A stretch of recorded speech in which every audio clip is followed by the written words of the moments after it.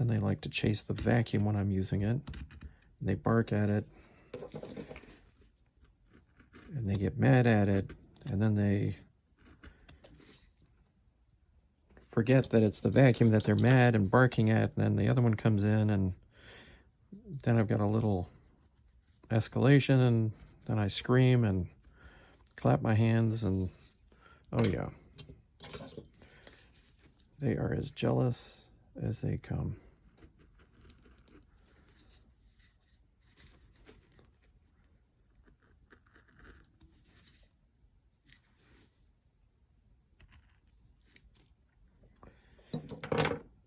All right, so I'm kind of fumbling along here because I'm sort of green. For not carving for a few months.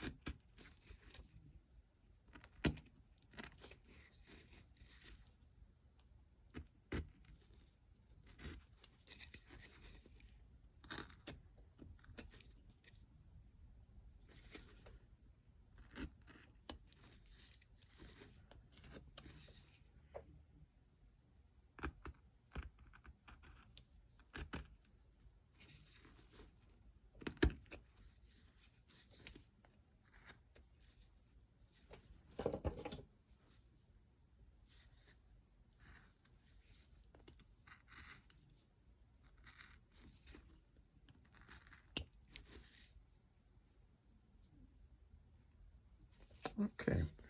Yeah, in terms of depth, I think that nose is probably about as deep as I'm going to get it. So I'm going to go ahead and notch it right here. A little hard to get in against that tree, but I want this to be flat for the eye.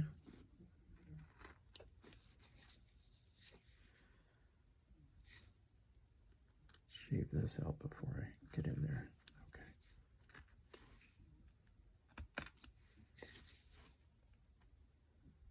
Notch this side.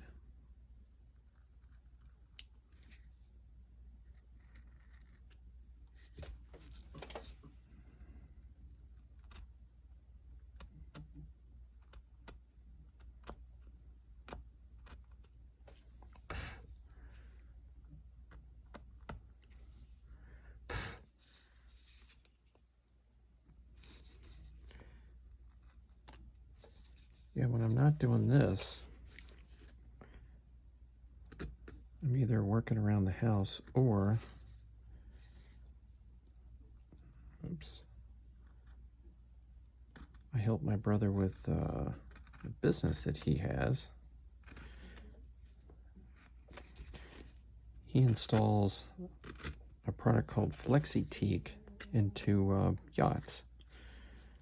Looks just like teak, lasts a lot longer, and you talk about getting cottonwood bark, you can't hardly even find teak these days. So he is down in Stewart, and since I'm up here, I do the computer-aided design. I design the decks. I add the little features called nibs, which is what you do when the deck gets too small for the teak and you just have a splinter of teak. You create a little bump out called a nib, and I create those online. And I do it in a CAD package that I've got here. And I send the files to him and his foreman, and the crew takes it from there. Really interesting work. Maybe I should put a link to it so you guys can check it out. He's on Instagram too, Ebersold Boatworks. And what they do with that flexi teak is just like they were working with teak. Amazing stuff. And you can check out the designs that I've done.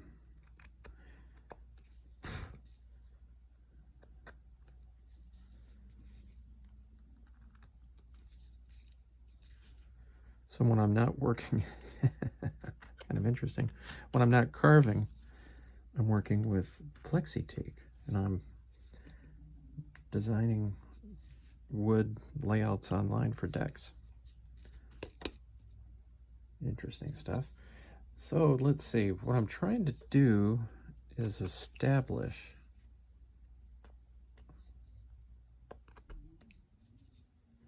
a flat part here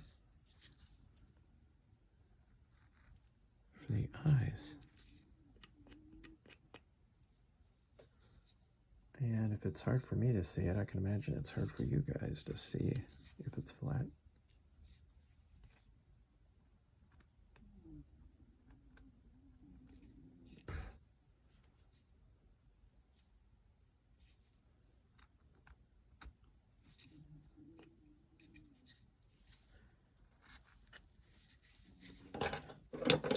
All right, let's see. Goes out like that.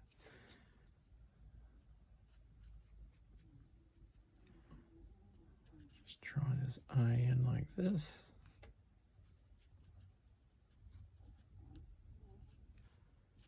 Boom, boom, boom. I think I got it. The question is, what gouge am I going to use? What gouge am I going to use?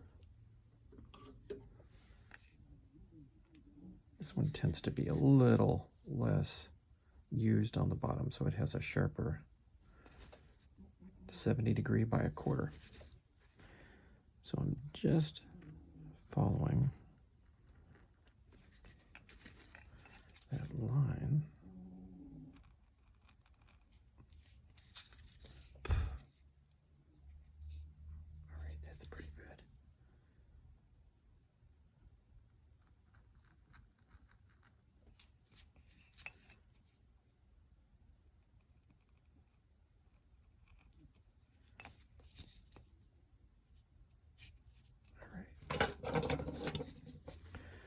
Follow that up with this.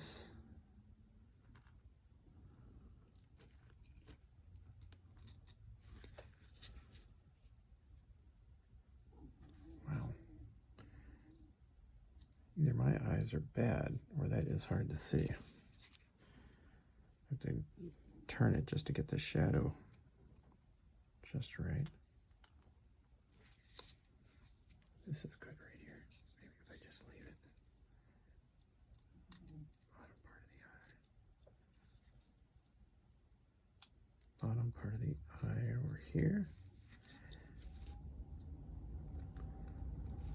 That's why I tell people I could have been a surgeon, you know? And if I could have just gotten over that blood thing. Okay, I'm going to notch out the corners. Problem is I don't have my 100% magnifiers here. Put another notch over here. Encourage that wood to come out.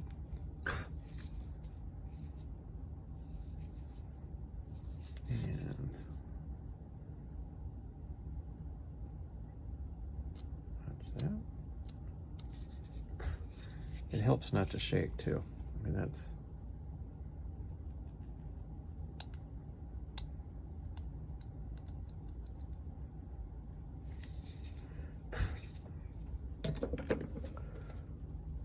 where's my little chisel? This is number 3 by 1/8. I got to do something over here to this eye.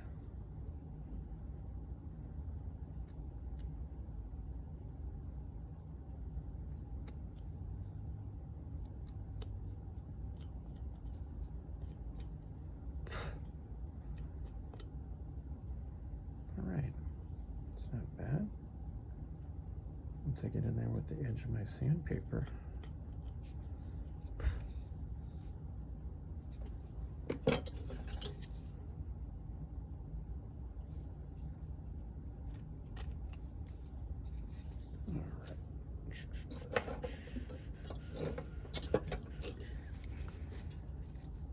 Let's take this brim down. It's naturally a little too thick.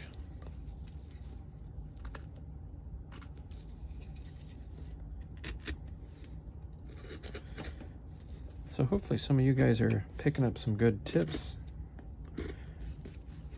And although I don't do it anymore, you could carve Santas and go to craft fairs. That can be kind of fun. Late October.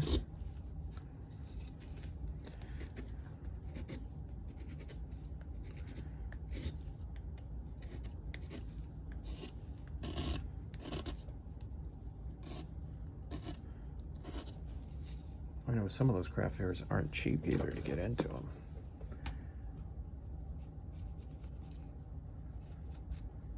I did a craft fair where I had to drive to Cedar Rapids, Iowa. And for 19 years I ran a B&B, and I thought, well, I'd like to pay about what I charge people. I think it was like $120 a night or something. And I think I ended up at a Marriott. And I probably have told this story, but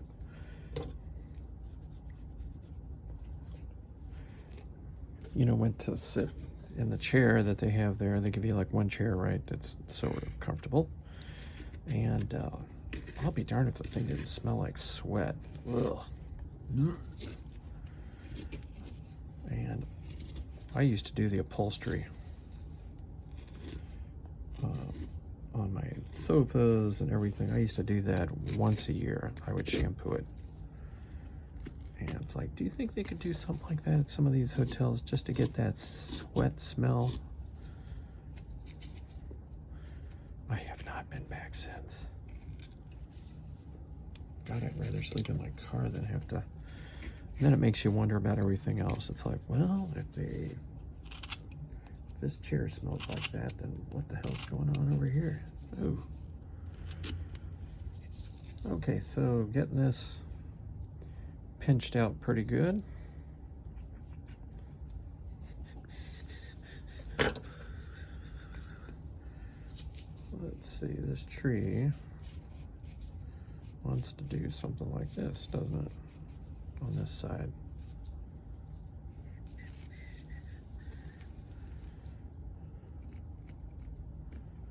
Maybe come in here like that.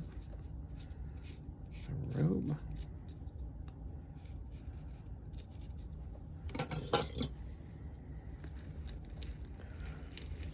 Yeah, traveling is not, it seemed like it was funner when I was a kid, but I'm not a big fan of driving. It seems like,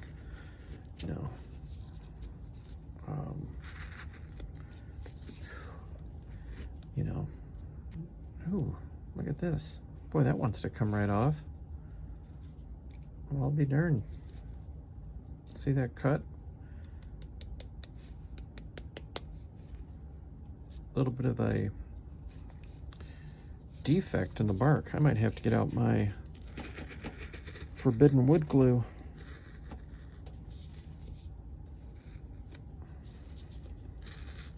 Take care of that. But it seems like, my God, you get on the road and it's dangerous. It's as dangerous as you can imagine. Crap falling off of trucks. One time I had 2x2s falling off a empty flatbed. It's like, my God.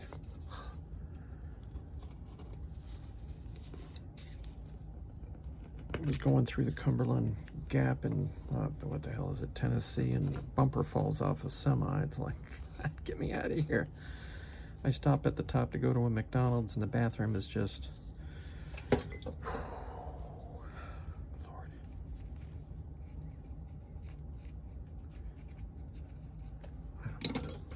Just not a big fan of driving. Nutcases on the road.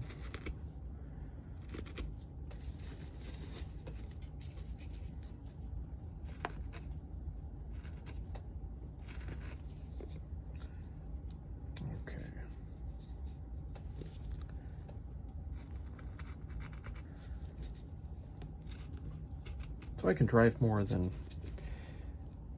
500 miles, but generally, after about 500 or 600 miles, I'm toast. I am done.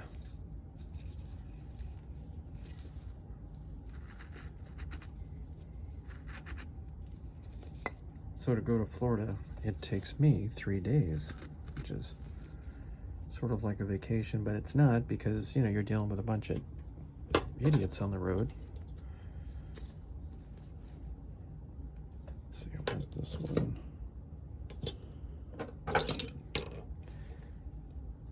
So 3 days getting there is not a vacation.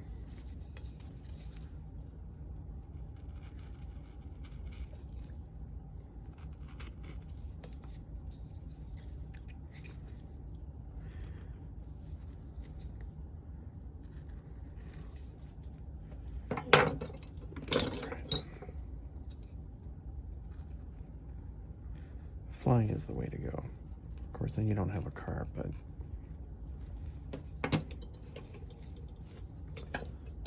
let's see, what am I looking for? Let's use this.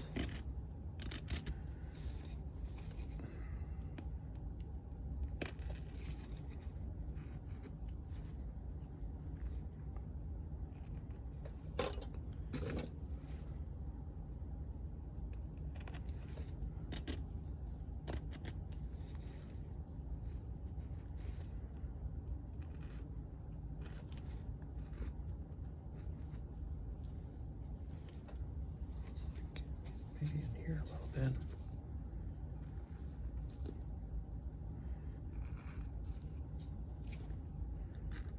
Some of these folks, you know, are pulling campers. It's like, oh my God, how do you do it?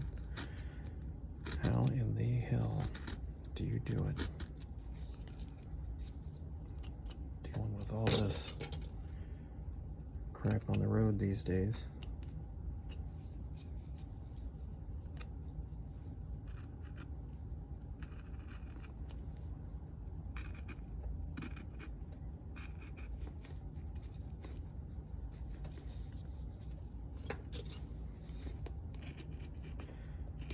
Okay, I'm going to take this beard in a little bit,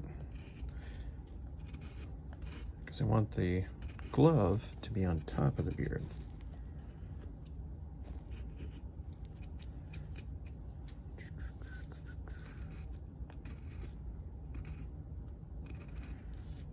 I should look and see what other people do on their videos.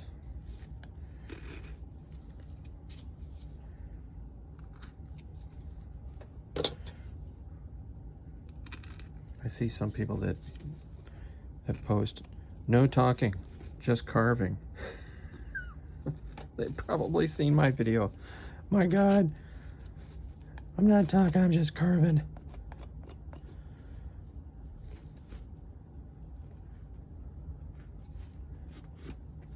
Well, having been an innkeeper, I have no problem talking to anybody, as you can imagine. I actually like it. Got to meet a lot of really nice people.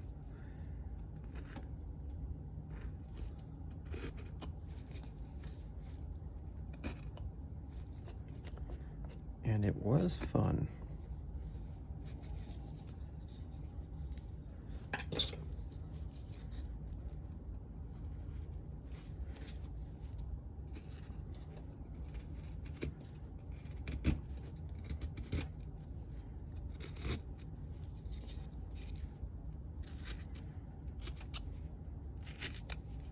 But I started, actually, I was an innkeeper fairly young. I started at 40, and now I'm 59. My God, what the hell happened?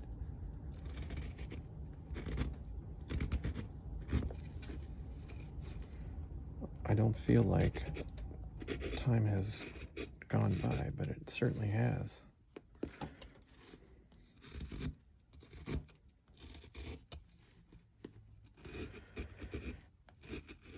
So, I retired basically from innkeeping at 58.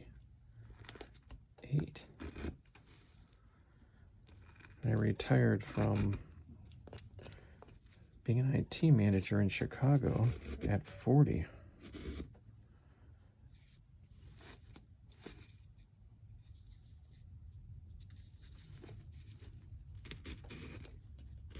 So I haven't had to work for anybody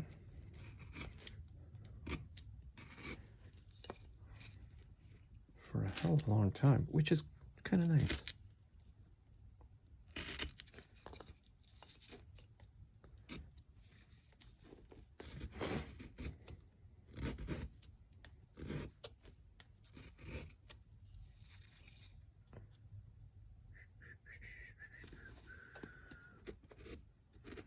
Okay, this is coming along okay.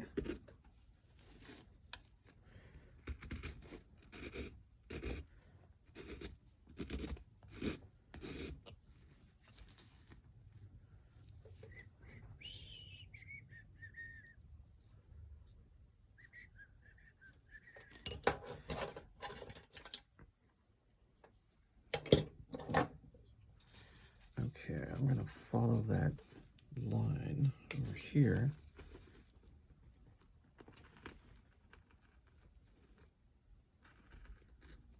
Like that.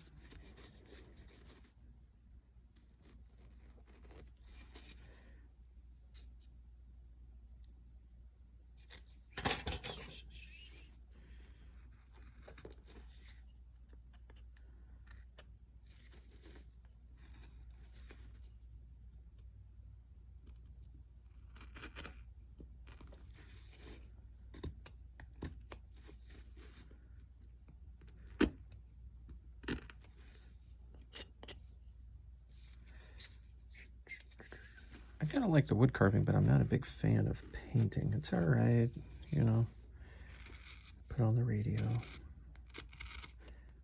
but not as big a fan of painting. I've got to take care of this little piece that's little flapjack there. That's, they ain't going to ride like that.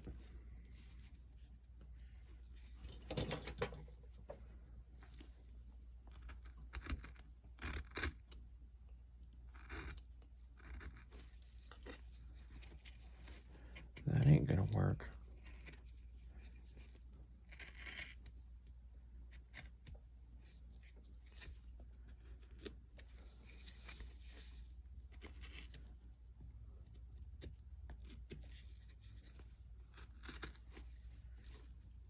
Maybe I'll...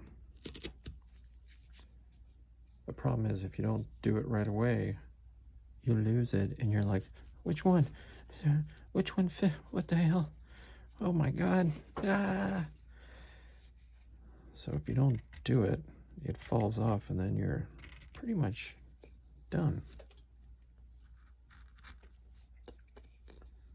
So I think I might actually break for lunch. But you can tell, I mean, that's going to be a cute little scene out of just a thin little piece of cottonwood bark.